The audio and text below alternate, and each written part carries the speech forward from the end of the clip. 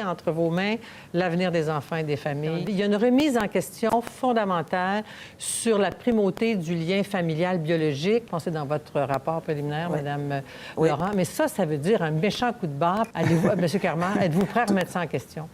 Oui, tout à fait. Les choses ont changé. On n'a pas besoin que ce soit la famille biologique. Donc ça, c'est vraiment ce qui va faire avancer nos travaux, je pense, cet automne. Donc on veut attraper ces familles-là. Comme je parlais tantôt, c'est souvent une histoire familiale.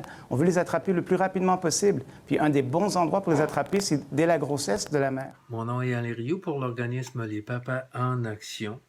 Donc, nous en sommes rendus au quatrième épisode de la nouvelle série « Les enfants du gouvernement ». À l'épisode 3, nous avons proposé un amendement pour protéger la primauté parentale dans l'article 4 de la Loi sur la protection de la jeunesse. Donc, la semaine dernière, nous avons clairement démontré les intentions de Régine Laurent et du docteur Carman et de l'actuel gouvernement de François Legault d'affaiblir la primauté parentale dans l'article 4.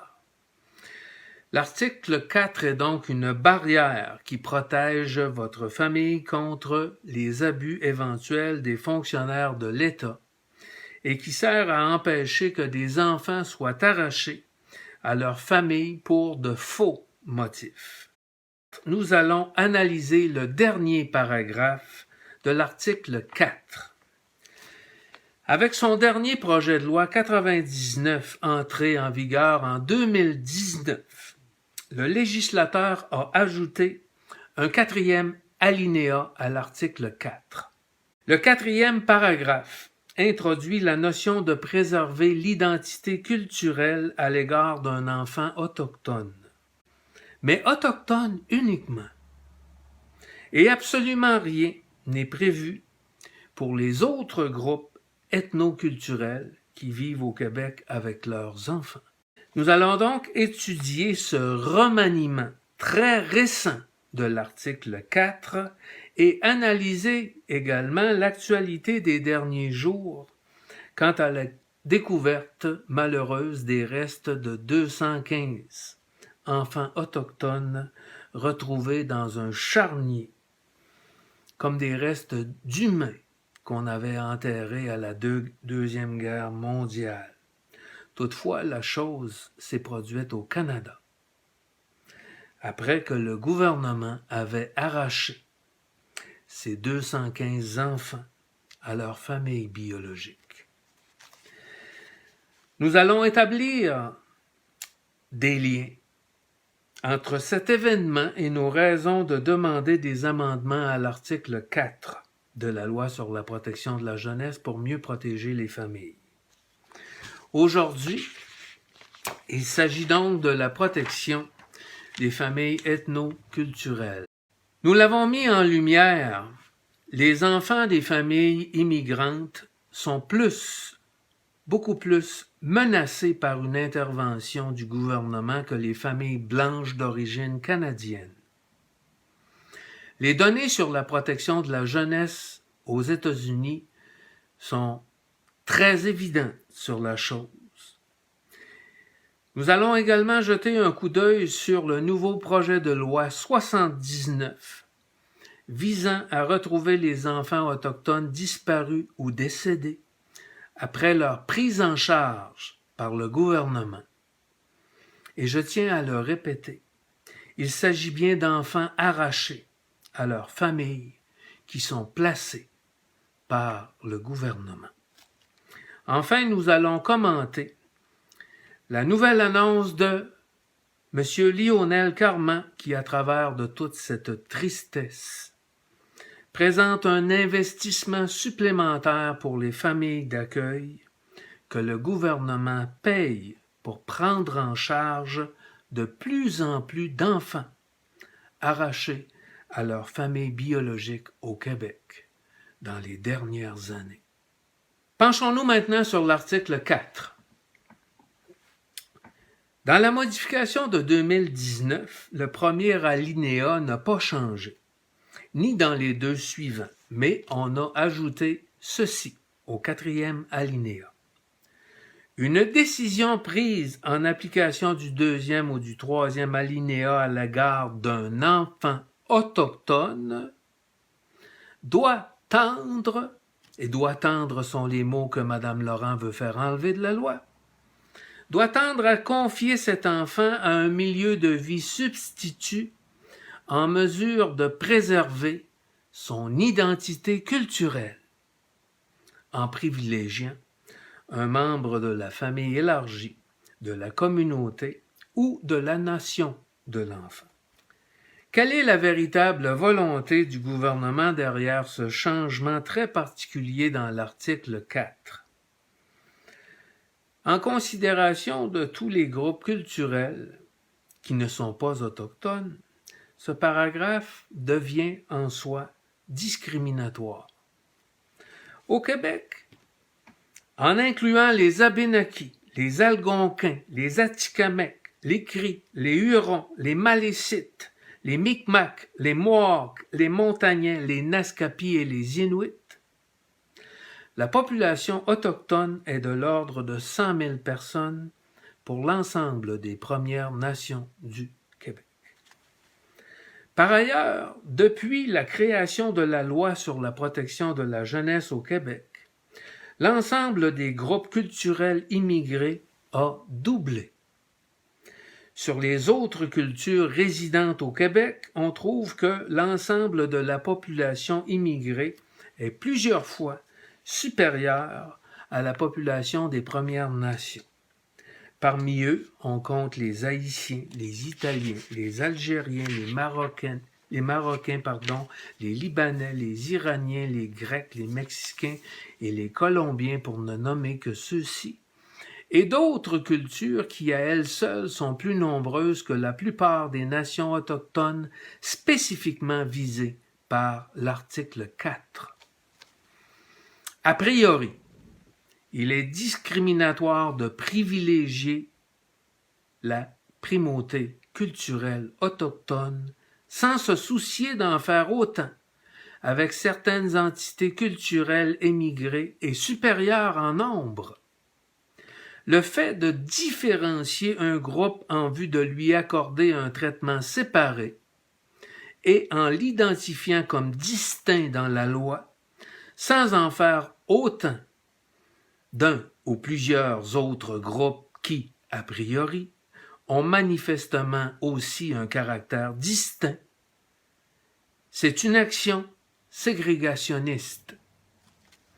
Tout traitement différencié, inégalitaire, appliqué à des personnes sur la base de critères variables, peut aussi être vu comme du racisme systémique.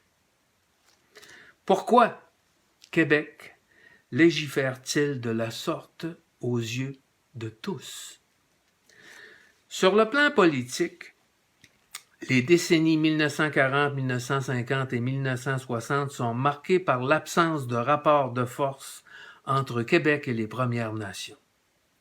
Les peuples autochtones étant relativement absents de la scène politique et leurs préoccupations territoriales étant toujours ignorées par le colonialisme, la situation a radicalement changé lorsque le projet hydroélectrique du siècle a vu le jour.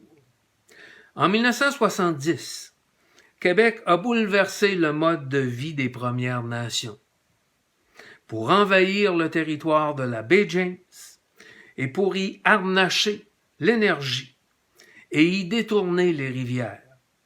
De ce fait, les leaders autochtones ont pris la parole et ont utilisé les tribunaux afin de faire valoir leurs droits. En vérité, les Autochtones ont été lésés à bien des niveaux par les travaux hydroélectriques, notamment avec la contamination à grande échelle au méthylmercure résultant de l'inondation de vastes territoires. Plusieurs familles ont été victimes de graves problèmes de santé. Force est de conclure que le rapport de force entre le gouvernement du Québec et les communautés autochtones québécoises n'est plus ce qu'il était, au jour de la création de la loi sur la protection de la jeunesse. L'image autochtone est un symbole de lutte au changement climatique et l'image du Québec a été sérieusement entachée dans l'opinion publique mondiale.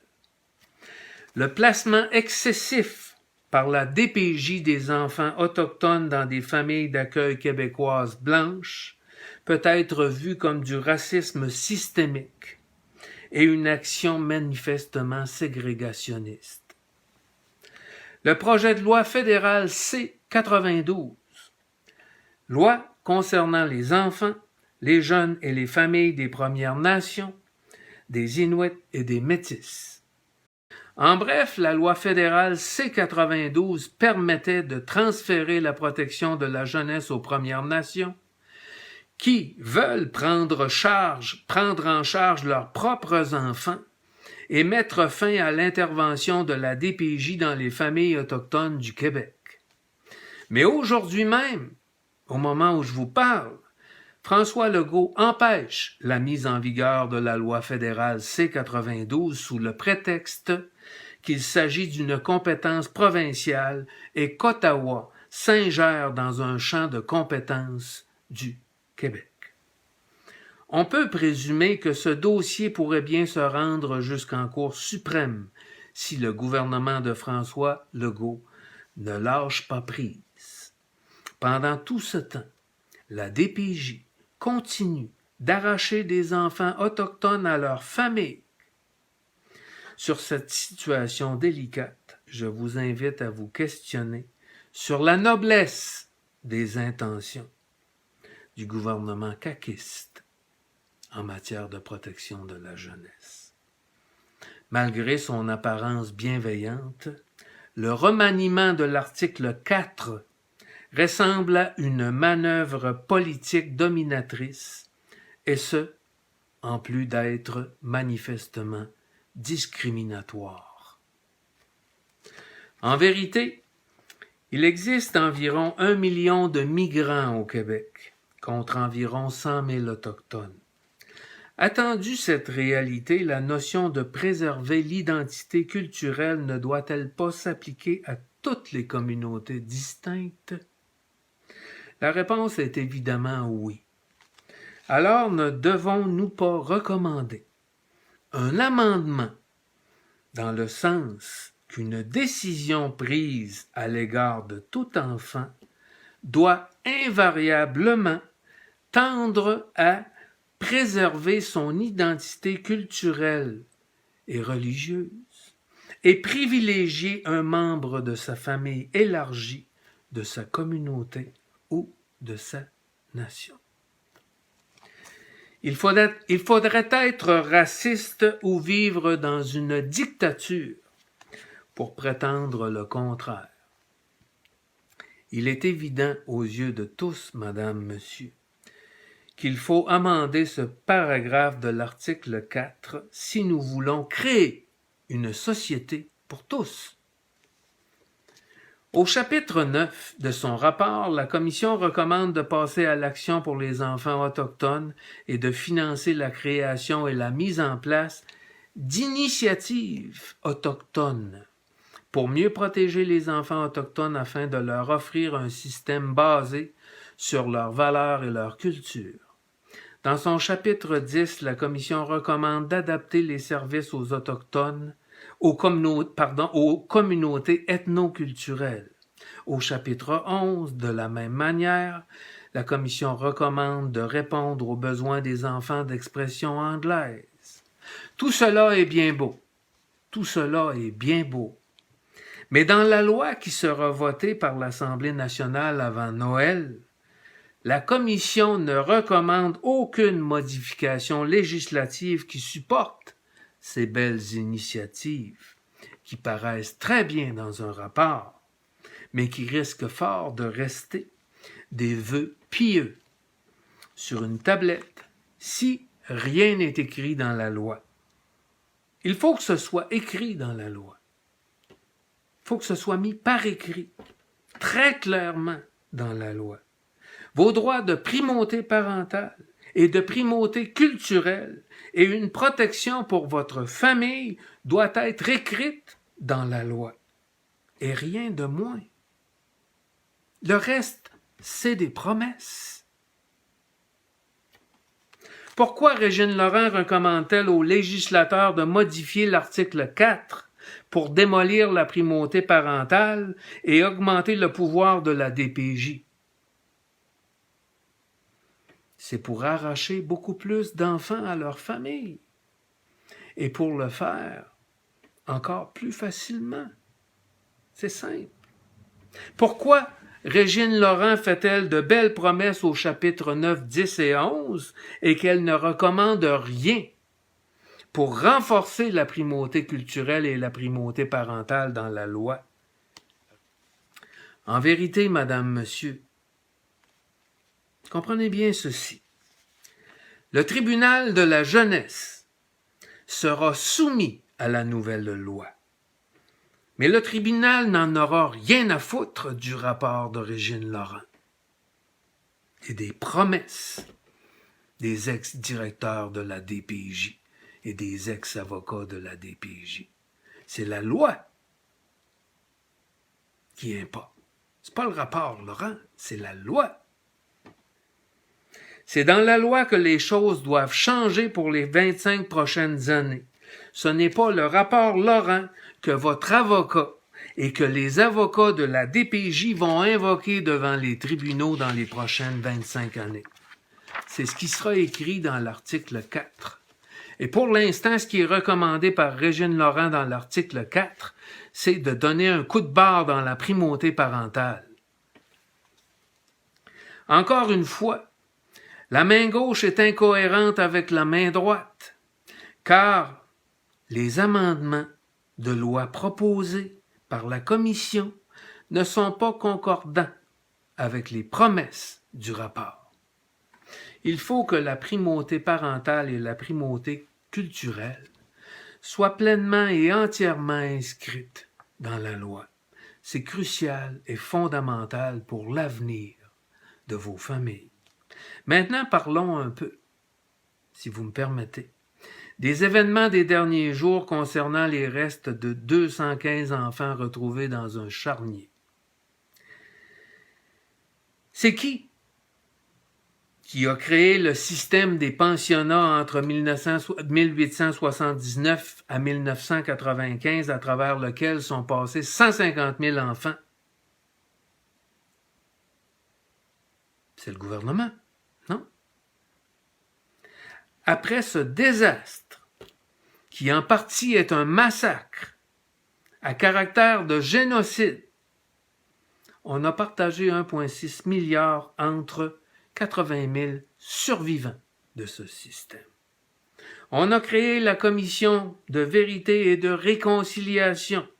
Et dans cette affaire, des avocats se sont enrichis avec des frais odieux. Aujourd'hui, les ministres font de la télévision pour dire qu'ils sont désolés et qu'ils ont le cœur brisé. Le gouvernement fédéral propose de payer des frais de cérémonie de commémoration.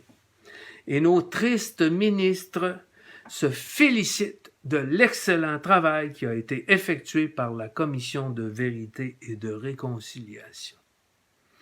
Pour sa part, le gouvernement de François Legault a fait adopter son projet de loi 79 pour ouvrir la confidentialité sur les dossiers de l'État dans le but que les établissements de santé et de services sociaux du Québec et les congrégations religieuses communiquent maintenant aux familles les renseignements sur la disparition ou le décès de leurs enfants. De plus, dans ce projet de loi, François Legault propose du support dans les démarches judiciaires à la Cour supérieure pour obtenir des ordonnances d'exhumation. Autrement dit, le gouvernement Legault va investir quelques milliers de dollars pour creuser la terre et éventuellement déterrer des corps d'enfants. Pour compléter le tableau de sa bienveillance, si les familles ne sont pas satisfaites, Le gouvernement a prévu mettre en place un système de dépôt de plainte avec son article 19 et suivant dans le projet de loi 79.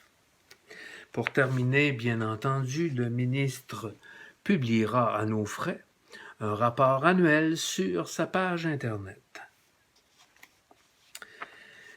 Nous en avons largement parlé dans la série Magistrature ou dictature, des dépôts de plaintes gérés par le système quasi-judiciaire du gouvernement, des plaintes qui finissent en queue de poisson, dans un système qui peut charger aux plaintifs des frais judiciaires pour rembourser les chambres d'hôtel et les repas des juges, les lunchs, plaintes frivoles. Dans ce cas-là, l'État peut vous charger le lunch des juges qui se sont déplacés en région.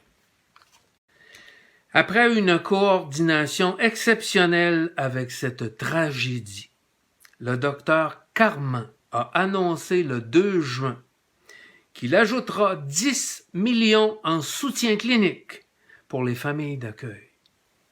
Le gouvernement du Québec dépense déjà environ 300 millions par année pour les familles d'accueil et son budget a augmenté de 30% dans les dernières années. Cette annonce est indécente, Madame, Monsieur. Pendant que la nation est en deuil des 215 enfants arrachés à leur famille biologique, le gouvernement vous annonce des subventions aux familles d'accueil où le gouvernement place les enfants arrachés à leur famille biologique. Et c'est exactement ce que Lionel Carman dit ouvertement. On veut les attraper dès leur naissance.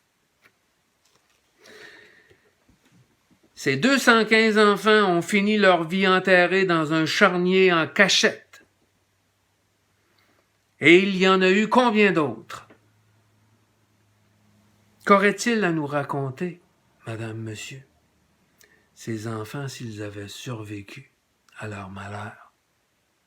Peut-être qu'ils vous conseilleraient. Peut-être qu'ils vous conseilleraient et vous imploreraient de mieux protéger vos familles à l'avenir.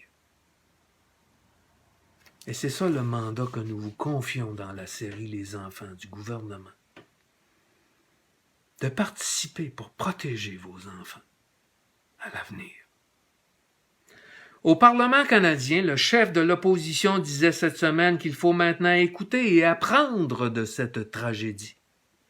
Il ne faut plus que ça se reproduise et il faut en tirer des leçons.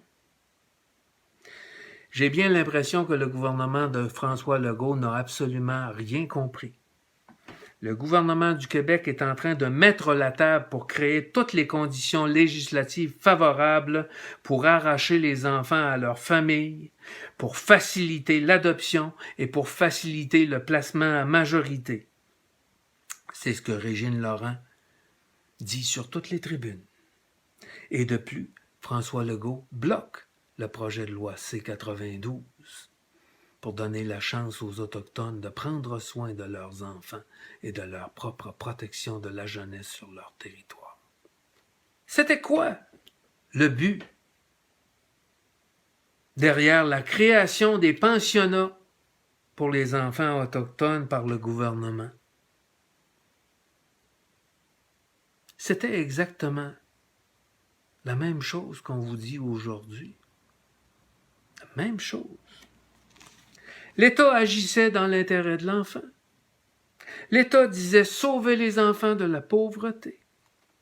L'État disait donner une meilleure éducation aux enfants. Et l'État disait donner de meilleures conditions de vie et de meilleurs soins aux enfants. Même chose. Il n'y a rien qui a changé. C'est le même discours. Sauf qu'à l'époque, on voulait tuer l'Indien dans l'enfant. C'était le slogan. Mais on est allé beaucoup plus loin. Parce qu'on a même tué l'enfant. Et les 215 enfants trouvés en font foi. Et si on a mis sur table un projet 79 pour essayer d'en trouver d'autres, c'est parce qu'il y en a probablement plus encore. Il en résulte que l'État a détruit des milliers de vies en s'ingérant à son bon vouloir dans les familles. Tous les politiciens blancs sont consternés, ils sont dévastés, ils sont déchirés et ils déballent leurs sentiments dans les grands médias. On vous parle de douleur d'une vie, de plaies ouvertes et du long chemin de la guérison. Mais c'est qui a détruit toutes ces vies? C'est qui a créé les douleurs de toute une vie? C'est qui a créé des plaies ouvertes? C'est pas compliqué. C'est le gouvernement. Ce sont des officiers du gouvernement. Ce sont des ministres qui ont pris ces décisions. Et c'est un Parlement qui a voté ces lois, où les parents n'ont jamais été entendus. Et ce sont des experts de l'État qui leur ont recommandé de passer ces lois. Et c'est encore la même chose aujourd'hui. Plus ça continue, plus c'est pareil. Les plaies ouvertes se multiplient et j'entends des parents pleurer sur ma ligne téléphonique, madame, monsieur. Et je prends le temps de les écouter. Je pense pas que Régine Laurent et François Legault en fassent autant. J'entends des histoires terribles. Ne savez-vous pas, madame, monsieur, que des enfants ont été victimes d'agressions sexuelles et physiques dans des familles d'accueil du Québec? Et de la même manière que dans les pensionnats, ne soyons pas complètement stupides, madame, monsieur. C'est payant pour les familles d'accueil. Et il faudrait être sot pour croire que tous ceux qui le font n'agissent que par pure bienveillance et qu'ils ne se soucient pas du tout de l'argent qu'ils font à titre de famille d'accueil. Dans notre formulaire numéro 4 de notre série Magistrature ou Dictature, formulaire numéro 4 que vous trouvez sur notre page Internet, sur notre site Internet, sur les placements en famille d'accueil, c'est notre formulaire numéro 4. 65% des répondants disent s'être opposés à leur placement. 54% n'ont pas eu la chance d'exprimer leur désir devant le juge. 84% disent que les intervenants ont ignoré la majorité de leurs demandes. 72% disent qu'on a manipulé et déformé leurs propos au tribunal. 78% disent qu'on a utilisé des moyens détournés pour les placer. 94% disent que l'intervention de la DPJ leur a été préjudiciable.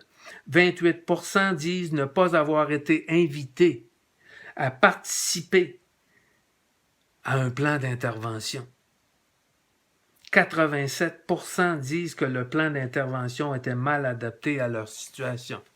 Et Mme Régine Laurent veut changer l'article 4 pour donner la priorité aux soins de la DPJ alors que la DPJ ne respecte même pas la loi et que la majorité des personnes qui ont été placées n'ont jamais vu leur plan d'intervention. Pendant leur séjour en famille d'accueil, 40% disent avoir été privés de nourriture. 27% disent avoir été enfermés dans une chambre. 30% disent avoir reçu des sanctions cruelles et inhumaines. 22% se disent victimes d'attouchements sexuels. 6% se disent victimes de voies de fait graves avec blessure. 55% disent avoir eu des incitations à rejeter leurs parents biologiques. Pendant leur séjour en famille d'accueil au Québec.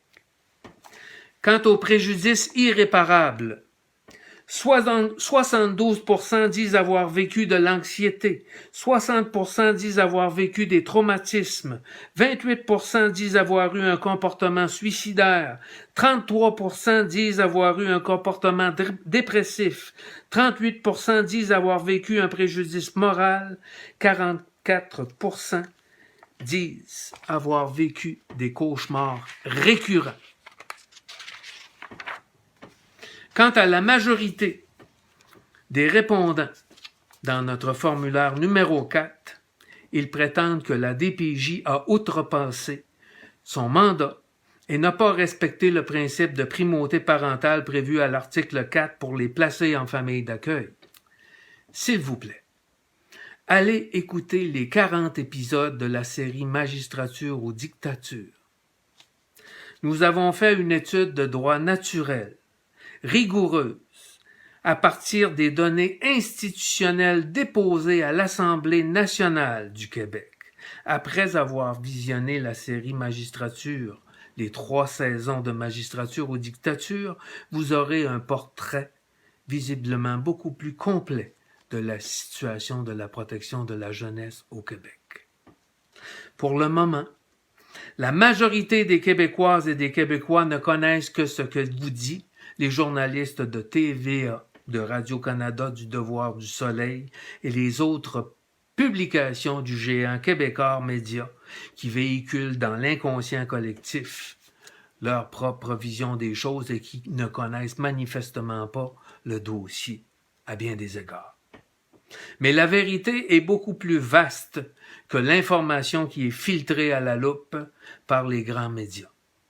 Maintenant, en ce qui concerne les 215 restes d'enfants trouvés dans un charnier, la main droite du gouvernement vous présente ses impeccables condoléances, assorties de quelques millions de dollars pour faire de belles cérémonies et un projet de loi pour trouver et déterrer les autres corps enfouis, le tout dans le but de démontrer son grand intérêt de réparer l'inqualifiable. Mais de sa main gauche, le gouvernement est manifestement plus que jamais déterminé et très intéressé à bafouer vos droits de parents dans la loi sur la protection de la jeunesse pour arracher encore plus d'enfants aux familles. Madame, Monsieur, nous sommes d'avis qu'à titre de parents, il est temps de vous mobiliser pour vous opposer au prochain projet de loi de François Legault sur la protection de la jeunesse, et ce, pour défendre l'avenir de vos familles, de vos enfants et de vos petits-enfants. Votre avenir ne peut plus reposer sur les jongleries entre la main droite et la main gauche du gouvernement. Selon nous, vous pouvez empêcher ce gouvernement de mettre en place les conditions pouvant mener à un prochain désastre. Et je vous laisse ce soir sur un dernier conseil. Vous ne devriez pas vous fier sur les avocats qui vous disent que votre droit de primauté parentale est inscrit dans la charte et que vous n'avez rien à craindre. En vérité, aucun avocat ne saisira le tribunal avec succès contre la DPJ pour invoquer que le gouvernement a bafoué la charte des droits et libertés en voulant protéger votre enfant contre vous. Si vous croyez que les avocats vont réussir ce tour de force, vous seriez malheureusement bien naïve ou naïf, madame, monsieur. Maintenant, pour terminer notre présentation de ce soir sur la primauté culturelle, nous vous proposons de répondre à notre question numéro 3 du référendum visant à amender le paragraphe 4 de l'article 4 sur la primauté culturelle universelle. La question va comme ceci. Êtes-vous en accord avec l'amendement du 4e alinéa de l'article 4 de la loi sur la protection de la jeunesse, selon ce qui suit? Une décision prise en application du 2e ou du 3e alinéa doit invariablement tendre à confier l'enfant à un milieu de vie substitut en mesure de préserver son identité culturelle et religieuse, en privilégiant un membre de sa famille élargie, de sa communauté ou de la nation de l'enfant. Vous pouvez maintenant y répondre sur notre site Internet Les Papas en Action en allant cliquer sous l'onglet Référendum. Et j'espère que j'ai été suffisamment clair ce soir pour vous faire comprendre l'urgence d'agir. Parce que c'est à l'automne que ça va se passer, le changement de loi. C'est bientôt. Il ne nous reste pas beaucoup de temps. Mais il faut être préparé. Et il faut des amendements. Il faut proposer des choses au gouvernement. Il faut proposer des choses aux législateurs. Mais il faut que les gens, il faut que les parents s'investissent. Il faut que vous participiez, s'il vous plaît. Parlez-en à vos amis. Parlez-en sur les médias sociaux. Il faut que les gens sachent. S'il vous plaît, l'heure est venue de se lever. L'heure, c'est pas le temps d'avoir peur. Alors, madame, monsieur, je vous remercie. Vous avez entre vos mains l'avenir des enfants et des familles. Il y a une remise en question fondamentale sur la primauté du lien familial biologique. Pensez dans votre rapport préliminaire, Madame Laurent. Mais ça veut dire un méchant coup de barre. Allez-vous, M. Carman, êtes-vous prêt à remettre ça en question? Oui, tout à fait. Les choses ont changé. On n'a pas besoin que ce soit la famille biologique. Donc ça, c'est vraiment ce qui va faire avancer nos travaux, je pense, cet automne. Donc on veut attraper ces familles-là, comme je parlais tantôt. C'est souvent une histoire familiale. On veut les attraper le plus rapidement possible. Puis un des bons endroits pour les attraper, c'est dès la grossesse de la mère.